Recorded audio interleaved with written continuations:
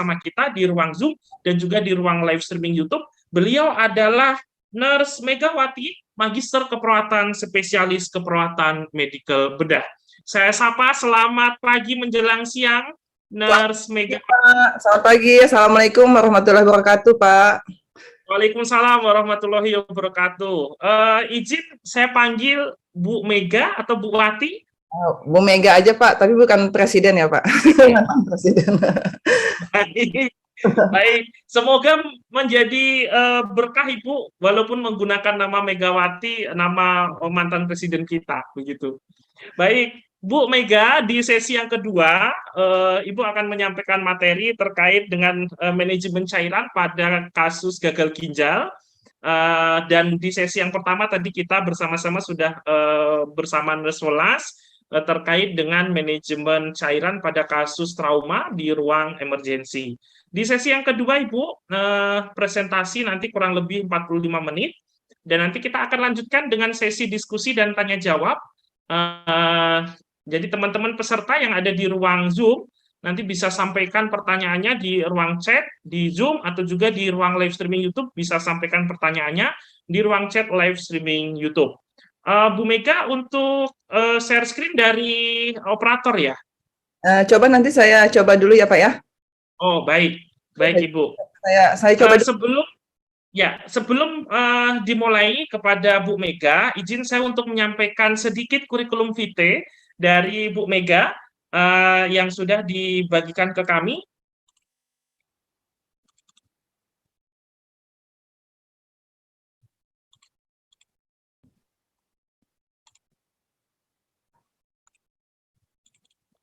Baik, berikut adalah kurikulum vitae singkat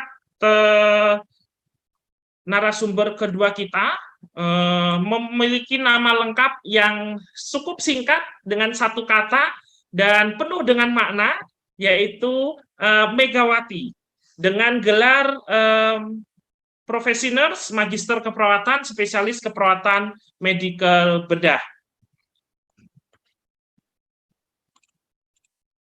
Dan saat ini beliau bekerja di rumah sakit di RSUPN Dr. Cipto Mangunkusumo sejak tahun 1991 sampai dengan sekarang. Luar biasa sekali kecintaan beliau terhadap institusi RSCM ini, dan ini juga tidak kalah ya dari Nurse Welas tadi gitu.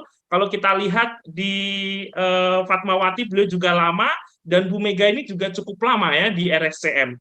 Dan ini adalah kesempatan buat teman-teman untuk kita bisa berbagi apa yang nanti akan disampaikan oleh Bu Mega di kesempatan kali ini.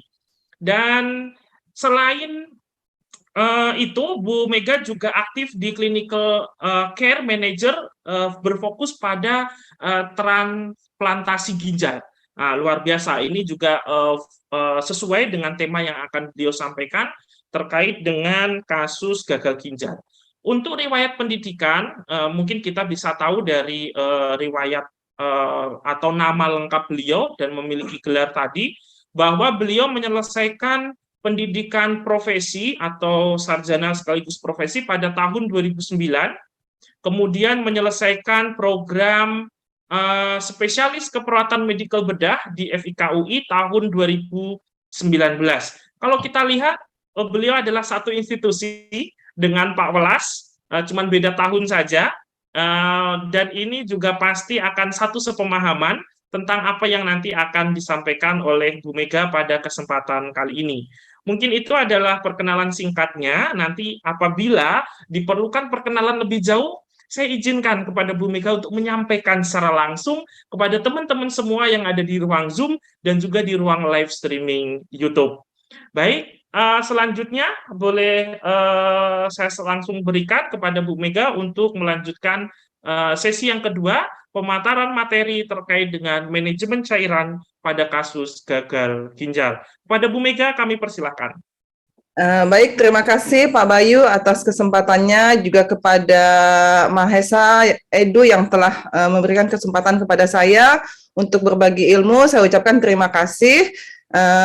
Tidak lupa juga saya menyapa Pak Welas juga sebagai salah satu guru saya juga saat di FIK UI. Pak Welas, selamat siang Pak. Izin ya Pak. Selamat siang, Bu Ya, Mega. izin Pak. Iya, mangga, mangga. Ya, baik. Saya juga ingin menyapa peserta seminar, baik yang di YouTube maupun yang di Zoom. Terima kasih. Mudah-mudahan apa nanti yang saya sampaikan ini bisa dapat berkenan buat teman-teman semua. Baik, saya mulai saja ya Pak Bayu. Silakan Ibu, ya boleh. Nah, kebetulan saya mendapatkan judulnya adalah manajemen cairan pada pasien gagal ginjal. Oke, saya coba share screen dulu ya, Pak. Silakan Ibu.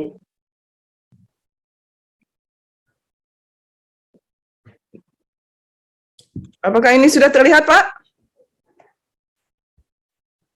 Belum Ibu. Belum ya. Atau mau dibantu dari kami, Bu? Boleh dibantu aja ya, Pak ya. Kayaknya enggak. Baik Ibu. Mohon maaf. Baik, silakan Ibu, boleh dimulai. Oke, ini saya dapat judulnya adalah manajemen cairan pada pasien dengan gagal ginjal. Tentunya kalau kita berbicara tentang gagal ginjal ini, sebenarnya tadi sudah banyak juga dibahas tentang bagaimana cairan dari tahap pada sesi Pak Welas. Kebetulan saya mengikutinya Pak ya dari awal. Memang salah satunya akibat dari penanganan yang tidak sesuai dari manajemen cairan, ya salah satunya adalah komplikasinya menjadi gagal ginjal. Baik Pak, bisa lanjut slide Pak.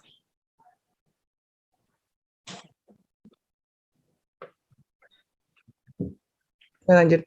Nah, untuk hari ini saya ingin menyampaikan tentang pendahuluannya, bagaimana kita mengulang kembali ya, berdiskusi kembali tentang bagaimana fisiologi ginjal, kemudian bagaimana cairan di dalam tubuh kita, dan selanjutnya kita akan membahas bagaimana gagal ginjal itu sendiri dan bagaimana manajemen cairannya.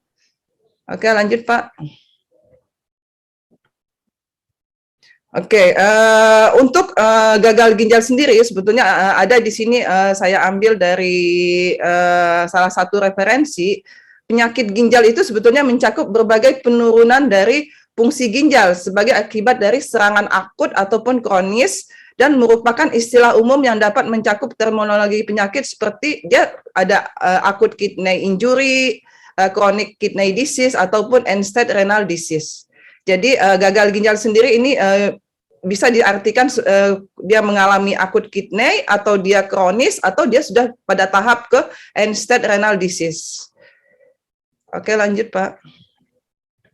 Nah, seperti kita ketahui ya tadi sudah dibahas juga oleh Pak Welas bagaimana pentingnya cairan di dalam tubuh, dan ginjal ini menerima darah 25% dari total curah jantung per menit. Jadi ginjal menerima darah itu kurang lebih 1.200 mili setiap menit. Jadi dia akan melakukan fungsinya untuk melakukan filtrasi, reabsorpsi, itu sampai dengan ekskresi itu per menit kurang lebih 1.200 mili. Jadi totalnya 25% dari total curah jantung dalam 1 menit. Oke, lanjut Pak. Ini saya mengulang sedikit ya untuk fisiologi ginjalnya.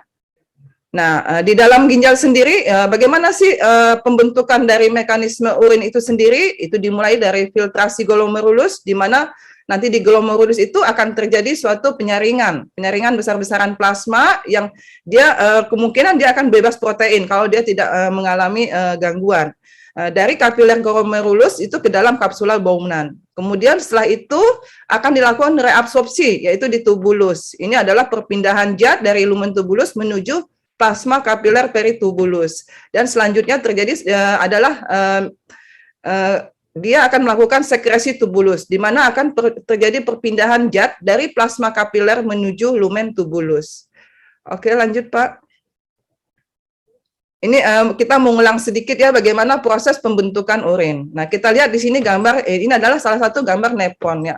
Kita sendiri ketahui bahwa tubuh ginjal itu memiliki kurang lebih 1.400.000 nepron, di mana di dalamnya itu mempunyai fungsinya itu dimulai dari filtrasi, kemudian dia reabsorpsi, dan terakhir dia diekskresi. Nah, di filtrasi ini di mana? Di glomerulus ya. Di glomerulus ini kalau misalnya dia rusaknya cuman 100 atau cuman 200, ini tubuh kita tidak akan mengalami suatu gangguan. Tapi ketika dia fungsinya sudah mulai menurun atau kurang misalnya lebih dari kurang dari 15%, itu baru kita akan mengalami perubahan dalam bentuk tubuh, dalam mekanisme tubuh kita. Oke Pak, lanjut Pak. Nah, untuk ini fungsi ginjal sendiri sebetulnya banyak ya. Fungsi ginjal itu banyak, tapi salah satunya karena ini terkait dengan cairan, makanya saya ambil salah satu. Jadi dia mempunyai fungsi spesifik, yaitu dia bertujuan mempertahankan cairan ekstraseluler secara konstan di dalam tubuh. Ya. Nah, untuk cairan ekstrasel ini sendiri nanti kita bahas kembali. Lanjut Pak. Slide. Nah, ini kita lihat untuk distribusi cairan tubuh kita sendiri, itu kurang lebih 60% dari total tubuh kita itu adalah merupakan cairan. Ya, di mana cairan itu akan dibagi menjadi ekstrasel maupun intrasel. Ya, nah di mana di intrasel itu kurang lebih 40%, sedangkan di ekstrasel itu kurang lebih 20%. Nah, ekstrasel ini akan dibagi menjadi dua lagi, yaitu dia di interstisial maupun di intravaskuler. Jadi total tubuh kita sendiri ini adalah 60%-nya adalah cairan, di mana dia akan dibagi dua, yaitu ada di dalam ekstrasel maupun di intrasel. Nah, ginjal ini mempertahankan cairan di ekstrasel secara konstan, kurang lebih 20%. Oke, lanjut Pak. Nah, kita bahas satu-satu untuk gagal ginjal ya. Gagal ginjal ada gagal ginjal akut, ada gagal ginjal kronis, dan gagal end-stage renal disease syndrome. Lanjut Pak. Nah, kita lihat untuk gagal ginjal akut. Apa itu gagal ginjal akut? Gagal ginjal akut itu adalah penurunan secara cepat dan tiba-tiba pada fungsi filtrasi ginjal. Dan kondisi ini biasanya ditandai oleh peningkatan konsentrasi kreatinin serum maupun atau dia disebut dengan azotemia. Sedangkan untuk gagal ginjal kronis sendiri, ini biasanya terjadi kelainan struktur atau fungsi ginjal yang dia kurang lebih 3 bulan itu tidak mengalami perbaikan. Dengan dia mempunyai implikasi pada kesehatan kita seperti misalnya mengalami pembekakan, edema, atau fungsi tubuhnya tidak berfungsi atau mungkin urinnya tidak keluar. Lanjut Pak. Ya, kita bahas satu-satu untuk gagal ginjal sendiri. Gagal ginjal ini kita lihat untuk bagaimana kita menentukan seseorang itu mengalami gagal ginjal akut, kronik, ataupun dia sudah pada tahap end-stage renal disease. Ya, untuk gagal ginjal akut sendiri, ini saya ambil dari KDIGO ya, sumbernya, yaitu KDIGO sendiri menyatakan bahwa seseorang itu bisa disebut gagal ginjal akut apabila serum kreatininnya itu naik sebesar lebih atau sama dengan 0,3 mg per desiliter atau lebih atau sama dengan 25,6 dalam waktu 48 jam. Kemudian serum kreatininnya meningkat lebih atau sama dengan 1,5 kali lipat dari nilai referensi yang diketahui atau dianggap telah terjadi dalam waktu 1 minggu. Dan output urinnya itu kurang dari 0,5 mg per kilogram berat badan per hari dalam 24 jam untuk lebih dari 6 jam selama berturut-turut. Jadi ini adalah gejala atau tanda bahwa seseorang itu mengalami gagal ginjal akut. Jadi kita menilainya dari ini. Kita lihat kalau dia ada kenaikan kreatinin sebesar lebih atau sama dengan 0,3 mg per desiliter dalam waktu 48 jam, kemungkinan pasien ini akan mengalami gagal ginjal akut. Atau dia ada peningkatan kreatinin, itu lebih atau sama dengan 1,5 kali lipat dari nilai referensi yang kita tentukan atau dianggap telah terjadi dalam waktu 1 minggu. Jadi kita lihatnya dalam waktu 1 minggu. Dan juga bisa kita lihat dari output urin. Apabila dia kurang dari 0,5 mg per kilogram berat badan, itu lebih dari 6 jam berturut-turut, ini kemungkinan pasien mengalami gagal ginjal akut. Oke, lanjut Pak. Nah, selain itu untuk tahapan gagal ginjal akut itu sendiri dimulainya ketika GFR-nya terjadi penurunan, ya. Kemudian dia akan mengalami fase oliguri, di mana volume urin itu kurang lebih 100 sampai 400 mili dalam 24 jam. Atau peningkatan zat yang diekskresikan ginjal, misalnya kreatinинnya meningkat, ya. Kemudian output urinnya juga tidak mencapai 2 sampai 3 liter dalam sehari. Setelah itu, setelah dia mengalami fase oliguri, baru dia mengalami fase diuretik, di mana ini menunjukkan peningkatan jumlah urin disertai perbaikan dari filtrat glomerulus.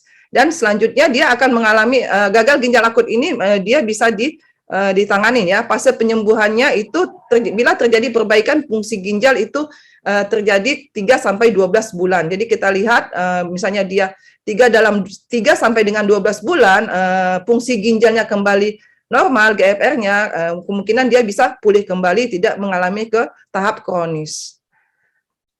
Oke, lanjut Pak. Nah, untuk gagal ginjal akut ini sendiri ada 3 penyebabnya, ada prarenal, ada intrarenal maupun pascarenal, ya. Untuk prarenal sendiri tadi sebenarnya ini banyak penyebabnya. Salah satunya tadi yang banyak dibahas juga oleh Pak Welas, yaitu shock hipovolemik, ya. Shock hipovolemik ini bisa mengakibatkan gagal ginjal akut, dan ini adalah pada tahap prarenal. Jadi sebelum dia terjadi gagal ginjal akut, ditangani dahulu. Nanti kalau misalnya dia tidak tertangani, nah dia bisa mengalami suatu gagal ginjal akut. Ya, dan itu adalah tahap dari prarenal.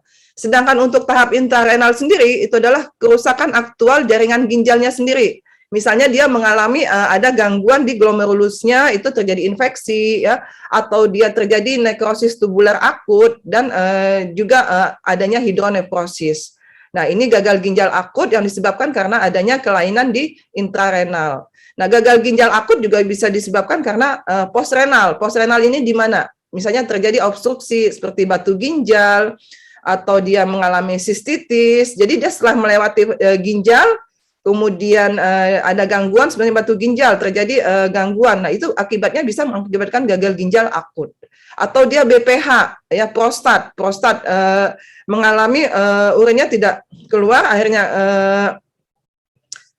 pasien tidak mengalami BAK yang normal dan tidak lampias, yang akhirnya dia kembali lagi ke reflux. Jadi urinnya reflux ke ginjal dan lama-lama akan mengalami gagal ginjal akut. Jadi ini adalah tahapan dari gagal ginjal akut penyebabnya. Kemudian untuk gagal ginjal akut sendiri ini bagaimana penanganannya? Dia ini bisa reversible. Jadi kalau kita koreksi kelainannya, dia akan kembali ke normal, ya. Tidak seperti gagal ginjal kronis. Kalau ginjal kronis itu dia mengalami irreversible, jadi tidak bisa kembali lagi. Tapi kalau gagal ginjal akut ini, kalau kita penanganannya cepat dan tepat, ini bisa kembali ke normal. Kemudian ini ada juga hipovolemik. Ini di mana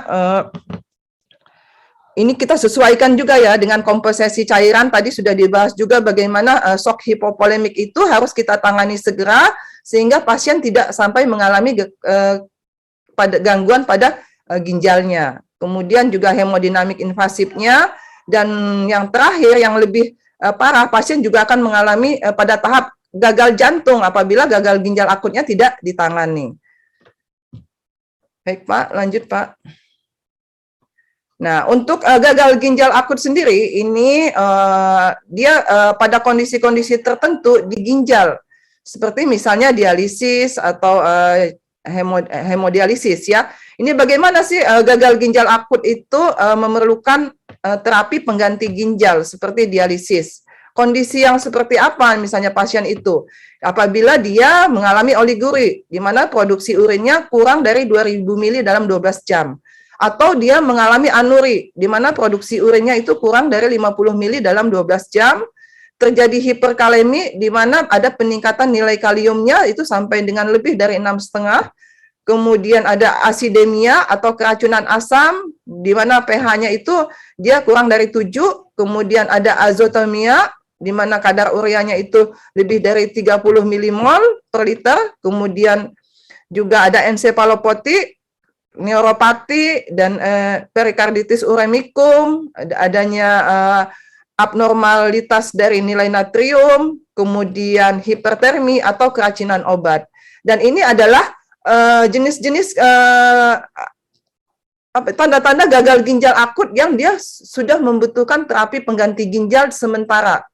Ya, misalnya dialisis atau dialisis sementara ya, jadi tidak menetap seperti itu. Lanjut, Pak. Dan untuk bagaimana untuk gagal ginjal kronik sendiri? Nah, bagaimana kita menilai seseorang itu mengalami gagal ginjal kronik atau tidak? Dan ini saya juga ambil dari KDIGO ya, itu terjadi albumin uri, ini biasanya lebih dari 3 bulan, selama 3 bulan berturut-turut. Kemudian adanya kelainan sedimen urin, elektrolit, atau kelainan lain karena kelainan tubulus. Kemudian adanya kelainan dari struktur dari ginjalnya sendiri, atau juga ditemukan pada saat biopsi. Kemudian pasien telah mempunyai riwayat transplantasi ginjal. Kemudian kita lihat juga ya stage-nya. Jadi kita nilai juga apakah dia ini gagal ginjal kroniknya ini di stage 1 sampai 4 atau dia sudah stage 5 yang memerlukan terapi pengganti ginjal. Dan ini untuk ini kita harus lihat nilai dari laju filtrasi glomerulusnya. Oke, Pak, lanjut. Nah, ini untuk tahapan-tahapan dari gagal ginjal kronik sendiri ya. Gagal ginjal kronik itu ini saya ambil juga dari KDIGO, itu ada stage 1, ini di mana nilai GFR-nya itu dia lebih atau sama dengan 90 mili per menit ya, ini per luas permukaan tubuh. Kemudian kalau stage 2 itu GFR-nya 60 sampai 89. Dan kalau KDIGO sendiri itu membagi ada 3A, ada 3B, di mana kalau 3A itu fungsi GFR-nya itu nilainya 45 sampai dengan 59, kemudian 3B itu 30 sampai 44, sedangkan untuk stage 4 itu GFR-nya 15 sampai dengan 29, dan untuk tahap akhir itu kurang dari 15. Ini adalah kita menentukan pada tahap apa dia gagal ginjalnya, stage berapa. Dari dari nilai GFR-nya. Lanjut, Pak. Dan untuk penata laksanaannya seperti apa ya? Untuk misalnya sebentar ya. Untuk stage 1 sendiri ini kita lihat ya pada saat dia stage 1 bagaimana kita tangani pasien itu. Dan tahap 2, kemudian kita bagaimana menghambat perburukan fungsi ginjalnya. Sebentar ya, Pak. Mohon izin. Mohon izin, Pak. Slide saya tidak terlihat, Pak.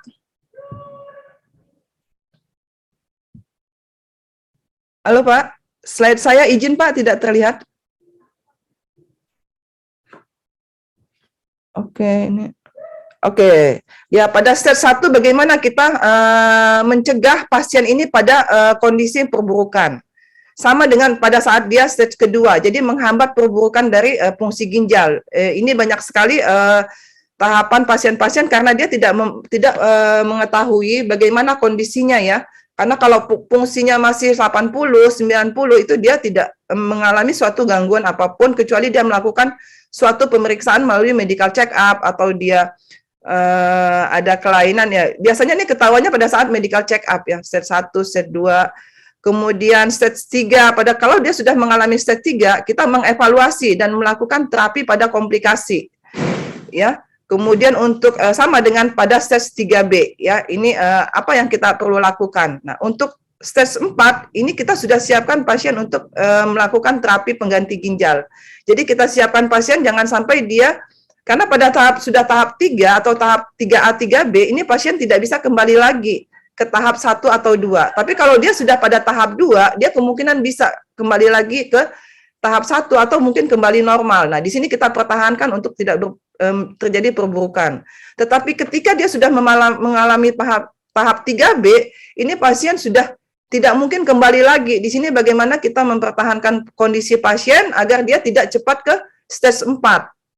Ya, dan ini dari beberapa pengalaman banyak sekali ya, ini pasien itu kalau dia sudah mengalami mengetahui kondisinya dan dia berobat teratur, itu di stage 3A, 3B aja dia bisa bertahan sampai puluhan tahun.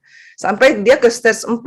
Bahkan sampai ke stage 5 dia tidak menjalani suatu terapi pengganti ginjal karena dia sangat menjaga pola hidupnya ya, baik makannya, dietnya, cairan yang dikonsumsi, dan berobat teratur, sampai dia menjalani dengan dialisis. Dan kemarin itu ada satu pasien juga, pasien yang ingin transplantasi ginjal, di mana dia sudah 12 tahun itu pada stage 3B fungsi ginjalnya. Dan sampai dengan dia ingin dilakukan transplantasi ginjal, pasien ini tidak dilakukan dialisis sama sekali. Dan dia juga tidak mengalami suatu perubahan apapun dari kondisi fisiknya. Tetapi dia mengetahui bahwa dia harus melakukan suatu terapi pengganti ginjal dari pemeriksaan lab, di mana fungsi labnya itu fungsi ginjalnya sudah sampai 6. Fungsi ginjal 6, tapi kondisi pasiennya itu baik-baik saja ya. Klinisnya baik karena dia memang sangat menjaga, dan ada juga dan ini memang tergantung dari kondisi pasien lagi ya, kita lihat bagaimana mereka menjaga pola hidupnya. Seperti itu.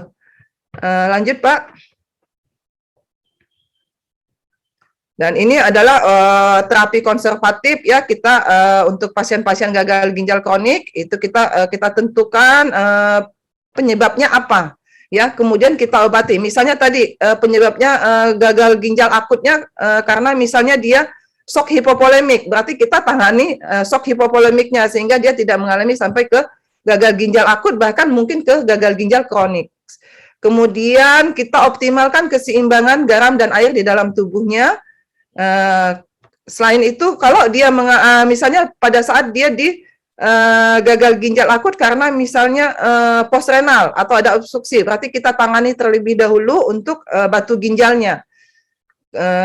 Dan ini adalah kita usahakan dahulu untuk ginjal ini adalah terapi-terapi konservatif seperti ini ya, sebelum kita dia mengalami ke tahap yang lebih tahap kronis ya. Kalau sudah tahap kronis tentu dia harus menjalani suatu terapi pengganti ginjal.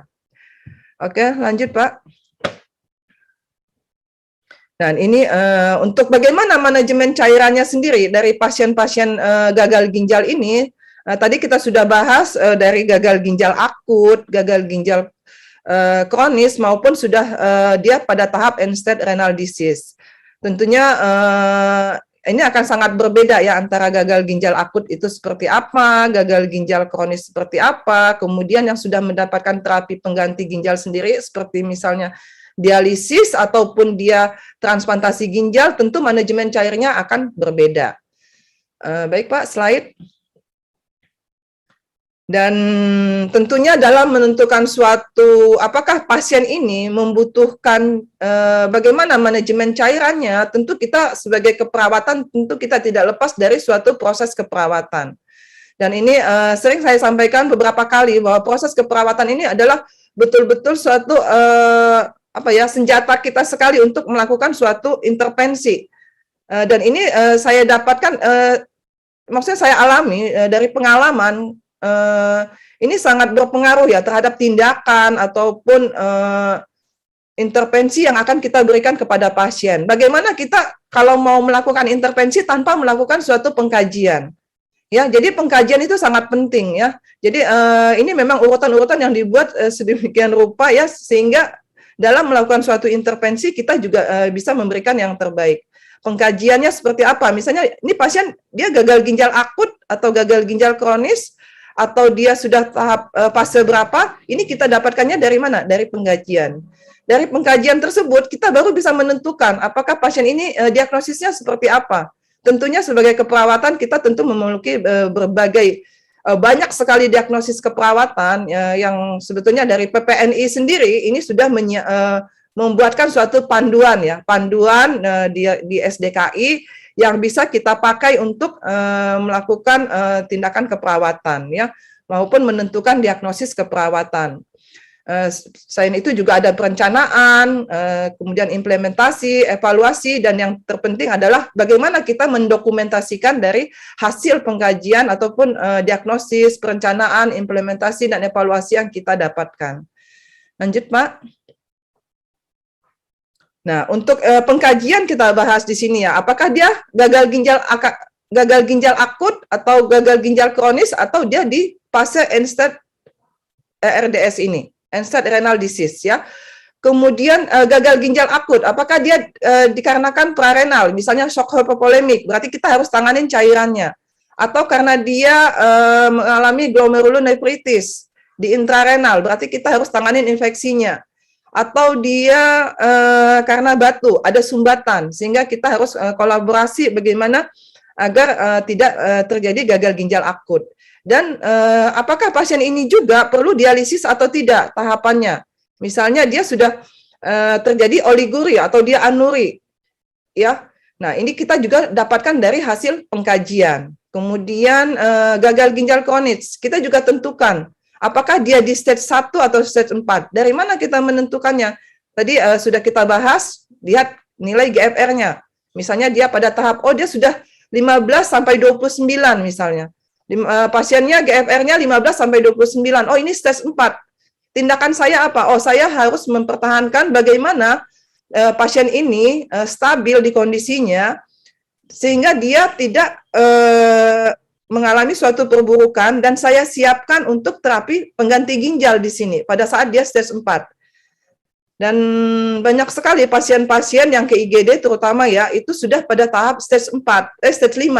Sehingga stage 4-nya itu dia tidak ketahuan, dan begitu di IGD dia sudah stage 5, di mana pada stage 5 kondisi tubuhnya juga ini berbeda ya, memang ini sangat individual sekali ya. Kalau saya lihat pasien-pasien transplantasi ginjal dan pasien-pasien di IGD dengan kondisi stage 5 itu sangat terjadi perbedaan, dan ini memang saya pernah memang ada suatu penelitian ya yang menyatakan memang faktor pendidikan itu sangat penting ya.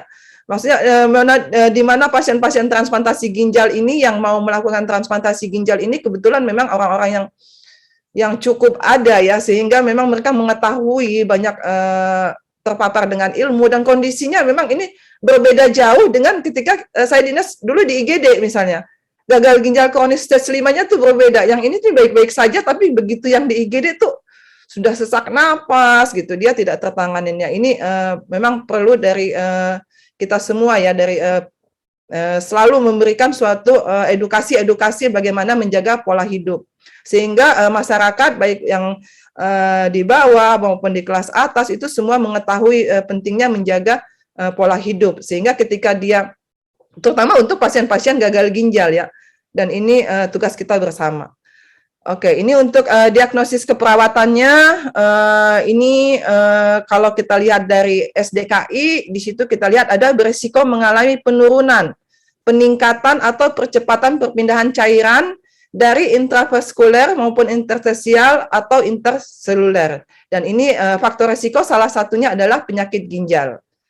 Oke Pak, ini penyebabnya banyak ya untuk cairan. Dan untuk, tadi lupa ya Pak, kita kembali lagi ke pengkajian tadi ya Pak ya. Ke pengkajian tadi, di sini saya ingatkan lagi untuk yang tahap, ini belum selesai nih Pak, yang tahap apa? Tahap pengkajian ya. Ketika dia misalnya memerlukan suatu terapi pengganti dialisis atau dia mengalami transplantasi ginjal. Ini juga kita lihat dari pengkajian, dan di pengkajian ini juga kita perlu lihat aspek psikososialnya. Bagaimana tingkat pengetahuannya, bagaimana tingkat kepatuhannya. Ini akan mempengaruhi bagaimana kita dalam memberikan suatu intervensi, terutama untuk cairan. Cairan ini sangat berpengaruh dari tingkat kepatuhan ya. Kalau misalnya kita batasi pasien-pasien gagal ginjal juga, apalagi yang kronis, yang dialisis, itu banyak sekali di lapangan yang tingkat kepatuhannya itu sangat rendah, dan ini kita dapatkan bisa dari hasil pengkajian. Baik Pak, lanjut Pak. Dan ini untuk diagnosis keperawatannya juga ini bisa kita lihat, dan bagaimana untuk rencana keperawatannya, ini bagaimana untuk agar keseimbangan cairannya meningkat melalui manajemen cairan ataupun melalui pemantauan cairan. Oke Pak, lanjut. Dan ini untuk manajemen cairannya sendiri, kita lihat di sini kita monitor status hidrasinya, kemudian kita lihat berat badannya, ya, kemudian kita monitor hasil pemeriksaannya, dan kita monitor juga status hemodinamiknya. Sedangkan untuk terapeutiknya, tentunya kita catat intake output pasien dalam 24 jam, kemudian kita berikan asupan cairan itu sesuai kebutuhan, dan kita berikan cairan intravena bila perlu, ya. Untuk itu kita juga akan lakukan kolaborasi bagaimana pemberian diuretik dan ini jika diperlukan. Lanjut, Pak. Dan ini untuk pemantauan cairan, ya. Ini kita yang penting tadi memang betul monitor, ya. Kadang kita perawat ini lupa menyepelekan monitor sehingga pasien lewat, ya. Padahal monitor ini merupakan salah satu fungsi kita yang kalau kita tidak lakukan ini berakibat fatal untuk pasien. Seperti monitor frekuensi dan kekuatan nadinya, ini perlu kita lihat, kemudian berat badannya, waktu pengisian kapilernya seperti apa, kemudian elastisitas atau turgor kulitnya, jumlah dan waktu berat jenis urinnya bagaimana, kadar albumin dan protein totalnya, dan monitor hasil pemeriksaan serumnya, dan ini yang perlu kita lakukan untuk melakukan pemantauan cairan. Oke, lanjut, Pak. Ya, ini untuk terapeutiknya kita lihat, kita atur interval waktu pemantauan sesuai dengan kondisi pasien, dan jangan lupa juga kita dokumentasikan hasil pemantauan. Dan yang penting ini adalah karena tingkat kepatuhan sangat berpengaruh ya pada pasien-pasien dengan gagal ginjal ini, kita lakukan edukasi, jelaskan tujuan dan prosedur pemantauan, kemudian informasikan juga hasil pemantauan dari cairan yang kita pantau. Oke, lanjut, Pak. Dan ini untuk prioritas keperawatan untuk pasien gagal ginjal secara umum, ya. Kita bagaimana perawat mempertahankan homeostasis dari pasien ini sehingga dia pada level yang sangat seimbang. Dan yang tidak kalah penting adalah bagaimana kita mencegah komplikasi, ya. Komplikasi dari gagal ginjal sendiri ini terutama untuk cairan, karena memang gagal ginjal ini seperti kita tadi di awal sudah saya informasikan bahwa ginjal itu mendapatkan 25% ya dari curah jantung setiap menitnya ke ginjal. Dan apabila ini terjadi gangguan, tentu dia akan kembali lagi ke jantung, dan akibatnya ya lebih fatal lagi adalah mungkin dia mengalami gagal jantung, ya. Akhirnya pasiennya sesak dan itu memperburuk kondisinya. Ya, apabila kita manajemen cairan kita tidak baik, ya, kemudian memberikan informasi, dan kita juga harus mendukung keputusan klien terhadap perubahan gaya hidupnya. Jadi apapun yang diinginkan pasien kita dukung, tapi kita tetap menjaga bagaimana agar cairannya tetap seimbang. Misalnya suster saya misalnya mau haus terus, ya, bagaimana dia inginnya minum, kita dukung, tapi kita tetap batasi dengan cara melakukan suatu, misalnya kalau pasien-pasien dengan gagal ginjal itu kan haus terus, apa sih untuk mendukungnya? Misalnya kita anjurkan misalnya mengkonsumsi permen karet, atau dia minumnya pakai sloki kecil-kecil gitu agar dia terpenuhi, ya, cairan dalam tubuhnya, tapi tidak melebihi batas yang seharusnya. Oke, lanjut, Pak. Lanjut, Pak. Dan ini untuk penghitungan balans cairan, ya, untuk dewasa kita lihat dari input cairannya seperti apa, kemudian inputnya dari airnya berapa, cairan infusnya, kemudian air metabolismenya juga kita hitung, dan untuk output cairannya juga kita lihat, dan apabila terjadi ketidakseimbangan di sini kita akan berikan suatu intervensi. Ini adalah cara untuk menghitung balans cairan untuk pasien dewasa. Oke, lanjut, Pak. Nah, ini daftar pustakanya yang saya ambil. Oke, mungkin dari saya cukup ya, Pak, ya, untuk materi pada pasien dengan gagal ginjal ini. Yang saya rasa mungkin kita lebih banyak berdiskusi ya, Pak, karena memang gagal ginjal ini sangat individualis, dan kita tidak bisa memberikan suatu patokan tertentu untuk cairannya seperti apa, karena ini sangat individualis, Pak. Ada pasien gagal ginjal kronis, kita batasi dia cairannya, tapi dia urinnya banyak, Pak. padahal dia stage 5 nih ya teman-teman, dia stage 5. Stage 5 tapi dia urinnya masih 2 liter. Masa mau kita batasi cairannya, kan tidak mungkin ya. Padahal dia konsumsinya juga sudah urinnya masih 2 liter. Makanya saya bilang gagal ginjal ini memang suatu yang individualis dan ada beberapa sebetulnya yang ingin saya kenalkan seperti renal rehabilitation. Renal rehabilitasi ini memang belum begitu kita sosialisasikan ya, karena memang masih perlu kajian-kajian bagaimana kita melakukan tahapan renal rehabilitasi itu, baik dia di tahap gagal ginjal akut, ataupun dia gagal ginjal kronis, stage 1 sampai dengan 5, atau dia dengan transplantasi ginjal. Ini sangat luas gitu. Jadi gagal ginjal ini sangat luas sebetulnya. Jadi kalau kita bahas satu, kalau kita transplantasi sendiri, manajemen cairannya, itu bisa kita seharian bahas untuk bagaimana sih manajemen cairan pada pasien dengan transplantasi ginjal. Ini mulai dari pre-nya, paskanya, intranya, itu membutuhkan suatu pengetahuan yang kita tidak bisa abaikan karena individualis, saya bilang. Gagal ginjal ini sangat individualis dan sangat membutuhkan konsentrasi. Jadi teman-teman kalau misalnya mengalami gagal ginjalnya apa nih? Akut, atau dia dengan dialisis, atau mau transplantasi ginjal. Nah, itu kita bedakan nanti ya.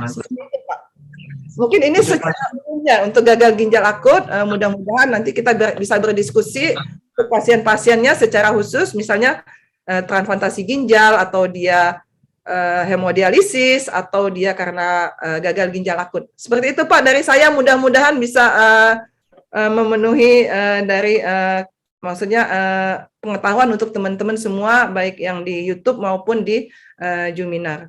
Baik Pak, terima kasih. Warahmatullahi wabarakatuh. Waalaikumsalam warahmatullahi wabarakatuh. Terima kasih Bu Mega, luar biasa lengkap sudah apa yang Ibu sampaikan dari dasar tadi tentang gagal ginjal seperti apa, kemudian ada tadi faktor yang mempengaruhi, bahkan gejala, sampai dengan tadi Bu sampaikan terkait dengan proses asuhan, sampai juga pada penegakan diagnosa. Luar biasa sekali, terima kasih Bu Mega. Baik, Bapak Ibu narasumber dan juga peserta yang ada di ruang Zoom dan juga di ruang live streaming YouTube, baru saja kita menyaksikan pemaparan materi yang kedua dari Bu Mega, dan kita akan masuk pada sesi tanya jawab atau diskusi. Sudah ada beberapa pertanyaan yang terkirim di ruang Zoom dan juga di ruang live streaming YouTube, dan kita akan mulai untuk diskusi dengan Bu Mega. Baik, izin saya bacakan pertanyaan yang pertama, Bu Mega. Yang pertama dari sejawat kita, ini ada Nurse Feby di ruang Zoom, bertanya kepada Bu Mega terkait dengan pasien CKD yang on HD, kemudian juga didiagnosa oleh dokter, yaitu diagnosanya adalah hernia. Pertanyaannya adalah, apakah pasien tersebut membutuhkan cairan atau tidak? Soalnya pasien tersebut mengalami udem pada seluruh tubuh, kemudian pasien ini disarankan untuk operasi hernia terlebih dahulu atau jangan. Nah, kondisinya seperti itu Bu Mega dari Nurse Feby di ruang Zoom. Semoga bisa terjawab nanti dengan Bu Mega. Silakan Bu. Baik, terima kasih untuk pertanyaannya untuk Nurse Feby. Pertanyaannya baik sekali ya, lengkap juga ya Pak ya. Pasiennya dengan hernia, dengan CKD, dengan HD juga ya. Nah, untuk pasiennya, untuk hernianya di mana ini? Juga kan hernia juga ada tempatnya juga ya Pak ya, hernia inguinalis, atau dia hernia abdominalis, atau dia hernia di mana? Ini kan juga sangat mempengaruhi juga ya Pak ya, kondisi tubuh pasien itu ya. Nah, kalau untuk pasien CKD sendiri, kalau pada saat dia misalnya dia di HD, tentunya untuk dilakukan suatu operasi, memang harus kita tentukan juga ini hernianya di mana ya, letak hernianya di mana. Dan ini perlu pemeriksaan yang pengkajian yang tadi ya saya sampaikan, kita perlu pengkajian terlebih dahulu pasien ini hernianya di mana, kemudian umbilikal, Bu Mega. umbilikal. Ya. Nah, kalau dia hernianya di umbilikal ya, tentunya kalau hernia ini kan kita tidak bisa menentukan sendiri ya Pak. Maksudnya ini kan tentu dengan kolaborasi dengan teman sejawat. Ya dalam melakukan suatu tindakan operasi ataupun tidak, pasti kita kolaborasi dengan teman sejawat. Apakah hernia ini perlu dioperasi atau tidak dalam kondisi pasien CKD. Pasien CKD dan on HD sendiri, tadi saya sampaikan, itu sangat individual ya Pak ya. Maksudnya gini ya, SPB, kalau misalnya dia kondisi CKD dan on HD-nya itu stabil ya, dan ketika dinilai kondisinya baik dan dia memang ini sangat, mana sih yang lebih banyak banyak untungnya atau mudaratnya ya, misalnya hernia ini kalau kita operasi dalam kondisi tubuh tidak stabil, nah itu seperti apa? Ya, kalau kita tidak operasi pun dia seperti apa kalau misalnya di umbilikal, dan hernianya juga sudah sebatas mana di umbilikal. Kita lihat pelebaran ususnya sampai semana di umbilikal. Ya, apakah itu perlu dipotong atau tidak? Nah, itu tentu memerlukan suatu pemeriksaan dan kajian ya, Pak ya. Ya, NSPB. Jadi memang ini kita harus tentukan dulu kolaborasi, dan untuk pasien CKD on HD ini kita bisa juga lakukan suatu operasi kalau kondisinya sangat baik. Misalnya fungsi jantungnya masih bagus atau semua, kita juga melakukan seperti pasien transplantasi ginjal sendiri ya. Itu kan kondisinya sangat tidak baik sebetulnya, tapi kita lakukan operasi, apalagi untuk hernia. Hernia ini juga harus dilihat juga, dinilai apakah ini mempengaruhi kondisi tubuhnya atau tidak. Seperti itu, mudah-mudahan menjawab ya Pak NSPB. Jadi tetap kajian adalah sangat penting ya Pak. Baik, perlu pemeriksaan lebih lanjut dan juga keputusan yang tepat, mana yang lebih urgent untuk segera dilakukan tindakan, mana yang perlu untuk ditunda dulu, begitu ya, Bu Mega. Baik, semoga semoga terjawab Mas Febi di ruang Zoom, dan saya lanjutkan pertanyaan dari ruang YouTube nih, Bu Mega, dari nurse siapa nih, Isnaini. Izin bertanya Bu Mega, seringkali pasien dengan gagal ginjal yang sudah menerima terapi cuci darah seringkali mengalami kondisi yang tidak stabil pada kebutuhan cairannya, terutama pada kondisi yang buang air kecilnya tidak terkontrol, sehingga asupan asupan minum yang terbatas. Adakah hitungan khusus yang dapat digunakan untuk menilai kebutuhan cairan pada pasien dengan CKD on HD dengan output urin yang tidak terkontrol? Nah, itu Bu. Silakan Bu Mega. Tadi dengan Ibu siapa ini? Isnaini. Oh, Nas Isnaini, terima kasih untuk pertanyaannya, baik sekali ya. Jadi gini, Pak, untuk pasien-pasien CKD dengan dialisis ini kita ada satu ukuran bagaimana kalau ada namanya berat badan kering ya Pak ya. Jadi untuk pasien-pasien dialisis itu ada yang disebut dengan berat badan kering. Bagaimana pasien itu kita kondisikan mencapai berat badan kering. Berat badan kering itu sebetulnya yang bisa ditentukan oleh pasien itu sendiri. Ya, berat badan kering itu apa sih dia? Misalnya dia tidak lebih kita harapkan dalam 24 jam pada tahapan itu dia tidak mencapai peningkatan berat badan lebih dari 1 kilo. Ya, jadi kalau misalnya dia 2 kali seminggu ya, 2 kali seminggu berarti dia 3 hari, berarti dia tidak lebih dari 3 kilo peningkatan berat badannya. Nah, itu kita bisa menemukan. Ditandai juga dengan dia hemodinamiknya stabil. Hemodinamiknya stabil, tidak ada edema, tidak ada bengkak. Nah, itu bisa kita mencapai pasien, kita anjurkan untuk tetap dia stabil sampai dengan mencapai berat badan kering. Bagaimana kalau misalnya dia urinnya yang tidak seimbang ya, maksudnya urinnya tidak lancar ya Pak ya, misalnya tidak termonitor. Nah, pasien tidak termonitor urin ini banyak penyebabnya. Mungkin dia infeksi saluran kemih ya. Nah, ini perlu kita kaji lagi nih. Kenapa sih dia kok sampai misalnya urinnya ini tidak termonitor pengeluarannya, atau dia tidak sesuai kan?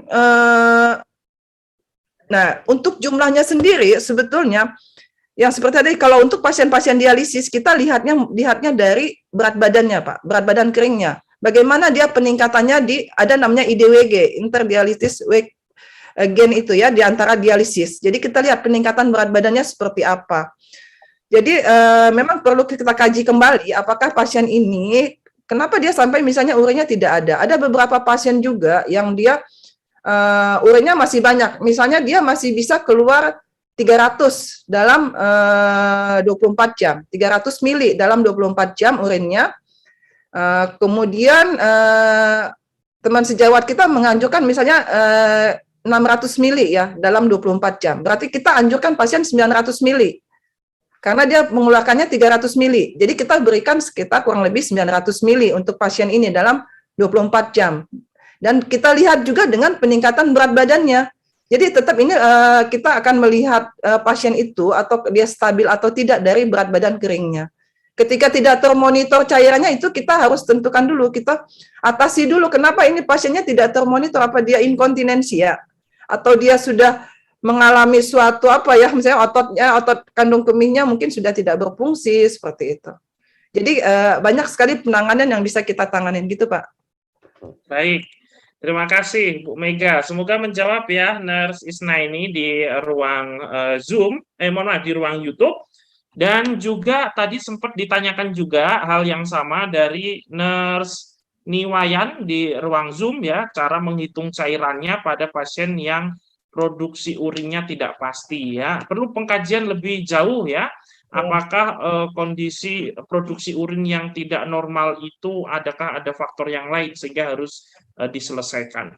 Baik, pertanyaan selanjutnya di ruang Zoom ingin ditanyakan kepada Bu Mega, yaitu terkait dengan pasien yang memiliki riwayat nefrotik sindrom dan sudah tidak menjalani pengobatan. Apakah ada kemungkinan sehingga mengalami gagal ginjal akibat dari riwayat penyakit yang tadi nefrotik sindrom, Bu Mega? Silahkan, Bu. Baik, terima kasih ya. Tadi ini kebetulan sekali Pak. Kebetulan saya pegang transplantasi ginjal ini. Ya. Pegang transplantasi ginjal dan saya memang ditugaskan untuk di awal adalah asesmen awal, dan pasien-pasien saya yang transplantasi ginjal itu rata-rata adalah yang sudah mengalami gagal ginjal kronik. Dan salah satu penyebabnya ya nefrotik sindrom. Nefrotik sindrom yang tidak tertangani dan dia akhirnya lama-kelamaan, tapi ketika pasien itu pada saat dia nefrotik sindrom, apabila dia misalnya dia berobat teratur atau dia menjalani pengobatan dengan baik ya, karena nefrotik sindrom itu biasanya kan albumin urinnya banyak gitu ya. Terus pasiennya itu tidak stabil. Ketika dia menghentikan pengobatan atau dia beberapa kali dia tidak kontrol, itu yang dia sudah merasa kondisi stabil dengan pengobatan, tidak kontrol, ujung-ujungnya dia jadi akhir tuh Pak, jadi gagal ginjal kronik, yang akhirnya dia putuskan untuk kidney transplantasi gitu. Jadi ya salah satu penyebabnya bisa nefrotik sindrom, banyak sekali ya. Polikistik pun banyak. Polikistik yang sedikit-sedikit aja bisa gagal ginjal kronik. Jadi memang pentingnya medical check up ya Pak ya. Seperti itu. Mudah-mudahan menjawab ya Pak. Baik, terima kasih Bu Mega. Semoga terjawab ya tadi rekan kita di ruang Zoom. Kemudian selanjutnya Ibu, ini bertanya dari Nurse siapa nih? Nurse Hani Maria ya di ruang Zoom. Izin bertanya Ibu, ada pasien dengan kondisi yang CKD stage 5 on HD reguler. Mendapatkan tambahan transfusi darah dan juga albumin, tetapi ada pembatasan cairan untuk pasien tersebut. Apakah perlu untuk intake itu masuk? Gimana nih? Apa perlu di UF ya sesuai dengan intake yang masuk? Padahal pasien cenderung hipotensi. Jika penarikan UF-nya berlebih, bagaimana masukannya, Bu? Oke, jadi kembali lagi. Apakah sudah cukup jelas, Bu, ya, pertanyaannya? Ini pasien kita beberapa juga seperti ini ya, Pak ya. Misalnya dia dengan CKD, dia harus transfusi, dia harus masukin albumin. Nah, ini memang kita siasati ya Pak ya. Siasatinya seperti ini ya. Transfusi itu kan sebenarnya sangat kita tidak anjurkan sebetulnya. Sangat tidak kita anjurkan untuk pasien-pasien dengan gagal ginjal ya, karena itu akan memperberat kerja jantungnya juga dan akan mempengaruhi. Jadi kita lebih banyak memberikan edukasi untuk makanan atau dengan penambahan obat-obat melalui intravena yang penambah darah seperti itu ya. Jadi sangat kita kurangi untuk transfusi karena ini bisa memperburuk kondisi pasien. Bagaimana kalau memang ini harus dilakukan ya? Bagaimana memang dia harus dilakukan, harus diberikan transfusi, harus albumin. Biasanya kita lakukannya pada saat dia di dialisis Pak, justru Pak. Jadi di situ penarikan cairan, jadi kita lakukan di saat itu juga sehingga pasiennya juga terjadi keseimbangan. Bagaimana untuk ultrafiltrasinya? Apakah bisa ada penambahan atau tidak? Tentunya kita lihat lagi hemodinamik pasien. Jadi ultrafiltrasi ini juga dia akan berbanding lurus dengan hemodinamik pasien. Kita cek kembali ya bagaimana hemodinamiknya. Kalau dia kondisinya stabil, mungkin kita bisa pertahankan UF-nya di nilai yang normal. Misalnya, kalau misalnya dia kondisinya makin memperburuk, tentu kita akan turunkan nilai UF-nya. Ya, misalnya dia berapa sih? Misalnya 150 atau dia 200.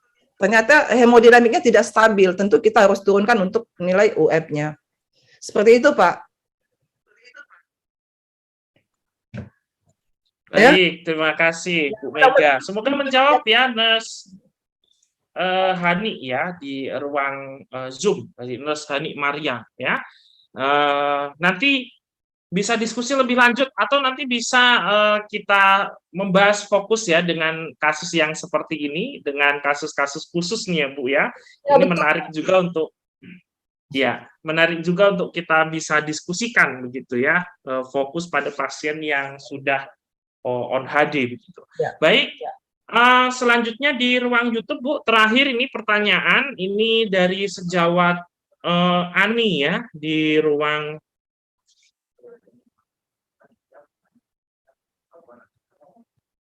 bentar Ibu. Baik, pertanyaannya adalah untuk intake oral Bu. Jenis-jenis makanan ini seringkali mempengaruhi kondisi cairan pasiennya. Pasien ini sering minumnya banyak, kemudian makannya juga banyak. Nah, apakah ada kondisi tertentu, batasan tertentu, sehingga antara makanan dan minuman itu bisa balance dan kebutuhan cairannya itu bisa terpenuhi, tidak berlebih begitu Bu? Ada trik-trik khusus nggak Bu? Sehingga kebutuhan cairan pada pasien yang sudah gagal ginjal itu tidak memperberat kondisi pasien tersebut. Silahkan Bu Mega. Baik, terima kasih Mas Ani untuk pertanyaannya. Ya, ini edukasi yang sering saya sampaikan nih Pak. Yang saya sering pasien yang ingin transplantasi ginjal, kemudian dia menunggu, karena untuk pasien BPJS itu bisa setahun ya Pak. Dia pasti kondisinya itu setahun itu dia kondisinya harus stabil. Jangan sampai dia begitu terjadwal untuk transplantasi ginjal dia drop. Ya. Nah, itu maintenance kita tuh Pak. Maintenance bagaimana dia menjaga bagaimana intake-nya baik oral maupun dialisisnya stabil sehingga begitu saat operasi kondisinya baik. Nah, trik-trik yang kita sampaikan sebetulnya ini tidak lepas dari seperti tadi. Kita harus pengkajian dulu. Sejauh mana tingkat kepatuhannya, aspek psikososial, dukungan keluarga itu sangat berpengaruh. Karena memang pada pasien gagal ginjal itu cenderung haus. Dia cenderung haus, cenderung ingin minum banyak. Apalagi kalau misalnya dia penyebabnya gagal ginjalnya misalnya DM, ya penyebab gagal ginjal juga banyak nih, ada DM, penyakit gula atau apa. Dan ini memang kita bikin triknya seperti ini. Misalnya kalau dia haus, kita anjurkan seperti tadi ini. Makan permen karet, atau kita bikin sloki, kita anjurkan pasien, misalnya gelas kecil-kecil siapkan di rumah, sehingga dia merasa itu satu sloki itu kayak satu gelas, gitu ya. Untuk makanan juga gitu, jadi keluarga juga menyiapkan makanan atau menu makanan itu yang seimbang, sehingga pasien tidak mengalami suatu perburukan. Jadi emang ini saya bilang gagal ginjal ini sangat tinggi dari aspek psikososial, tingkat kepatuhan maupun pengetahuan, dan terutama dukungan keluarganya, support sistemnya. di sini sangat kita libatkan. Kalau misalnya keluarganya tidak mendukung, sekelilingnya, lingkungannya, ini kita bisa lewat nih Pak, dari intake oralnya, penyiapan makanan di rumah, bagaimana dia mengkonsumsi. Nah, sebetulnya pasien ginjal sendiri kalau mau dia mau makan aja Pak banyak, minum aja dia banyak. Nah, bagaimana dia mengatasi itu? Salah satunya lingkungannya Pak yang kita edukasi. Karena kalau pasien sendiri itu individual banget. Seperti itu. Trik-triknya kita libatkan keluarga, penting sekali keluarga. Karena keluarga itulah sumber penyiapan makanan dan minuman di rumah. Seperti itu, Pak. Oke, Pak. Mudah-mudahan menjawab ya, Pak. Baik, terima kasih Bu Mega. Menjawab Bu, dan ini juga seringkali yang saya juga lihat di rumah sakit ya, kadang karena faktor dukungan keluarga dan orang di lingkungan yang tidak mendukung sehingga kondisi ini memperburuk ya kondisi pasien tersebut ya. Memang harus ada perhatian khusus pada pasien-pasien dengan gagal ginjal karena juga kalau kita melihat di beberapa penelitian tuh memang perhatian atau juga dukungan dari orang sekitar sangat penting dan itu mempengaruhi proses penyembuhan ya atau proses perawatan dari pasien-pasien yang mengalami gagal ginjal. Baik Bu Mega, karena waktu Ibu kita harus berpisah di siang hari ini. Semoga apa yang Bu Mega sampaikan menjadi bermanfaat bagi kita semuanya, menjadi berkah untuk Bu Mega dan juga kita semuanya. Apa yang sudah disampaikan bisa kita aplikasikan dengan baik kepada pasien-pasien kita, sehingga pasien-pasien kita dapat diberikan kesehatan melalui apa yang sudah kita lakukan, tentu atas izin Tuhan Yang Maha Esa. Sebelum kita akhiri, Bu Mega, kita berikan waktu 1 menit untuk memberikan closing statement dan juga memberikan pesan dan kesan buat kita semuanya. Silakan Bu Mega. Baik, terima kasih atas kesempatan. Pertama saya sangat berterima kasih bisa berbagi ilmu di sini, memberikan dan dipercaya oleh Maha Esa untuk menyampaikan manajemen cairan pada pasien gagal ginjal, dan memang pasien gagal ginjal ini merupakan salah satu pasien yang paling banyak di Indonesia, penyakit terbanyak yang mungkin saat ini di Indonesia yang diakibatkan karena adanya perubahan pola hidup. Dan rata-rata karena pola hidup kita yang tidak sehat sehingga kita mengalami suatu gagal ginjal. Untuk itu mari kita sama-sama semua sebagai suatu profesi untuk selalu memberikan edukasi bagaimana meningkatkan pola hidup pasien kita sehingga dia tidak mengalami kondisi perburukan apalagi sampai mengalami suatu gagal ginjal. Untuk itu terima kasih, dan cairan sangat penting, monitoring sangat penting, dan karena dampaknya akan memperburuk kondisi pasien. Demikian Pak yang bisa saya sampaikan. Salam sehat, salam maju untuk Maha Esa, sukses dan jaya terus dalam membagikan ilmu terus buat teman-teman semua. Terima kasih banyak. Satu lagi saya menyapa kembali Pak Welas. Mohon izin Pak Welas, saya ikut di sini. Terima kasih atas perhatiannya. Assalamualaikum warahmatullahi wabarakatuh.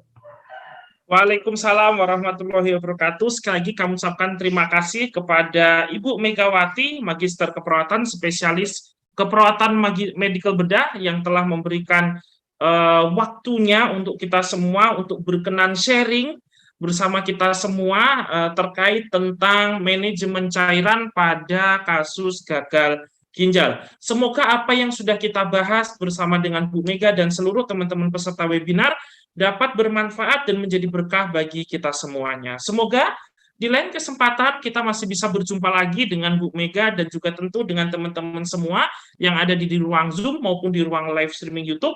Kami doakan selalu dalam kondisi sehat agar bisa bermanfaat dan bisa berjumpa lagi untuk kita semua. Terima kasih atas nama Maha Esa Edu kami ucapkan kepada Bu Mega dan izin untuk melanjutkan ke sesi yang berikutnya. Baik.